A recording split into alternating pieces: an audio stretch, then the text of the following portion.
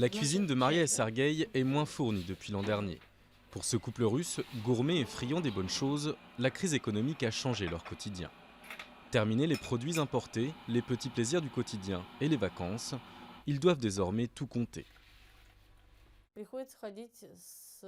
On doit aller faire les courses avec une calculatrice et compter combien ça va nous coûter. Avant, je ne le faisais pas. Je savais que j'avais de l'argent et que ça suffisait. Mais maintenant, je dois calculer pour savoir ce que je peux acheter ou pas. Comme des millions de familles russes, le couple subit la crise de plein fouet. Maria a été travailleuse sociale et a été licenciée l'an dernier. Elle vit désormais de sa retraite, environ 175 € par mois. Sergueï, lui, est architecte mais s'est retrouvé au chômage technique ces derniers mois.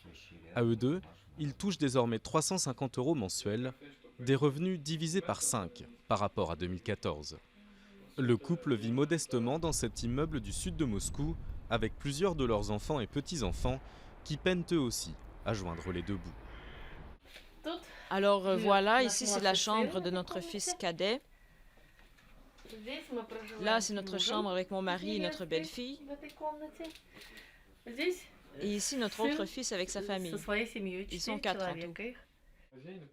Officiellement, le chômage n'augmente pas en Russie. Gouvernement et entreprises préfèrent baisser salaires et heures travaillées plutôt que de licencier. Une manière de préserver les statistiques et les licenciements secs, mais dans les faits, 40% des entreprises disent avoir réduit leurs effectifs. 21 millions de Russes vivent désormais sous le seuil de pauvreté, soit 15% de la population. Notre gouvernement n'a rien fait quand les prix du pétrole étaient élevés pour développer la production du pays. La situation est bien triste et on a honte de voir que notre pays est devenu un paria sur la scène internationale et qu'il ne se conduit pas bien.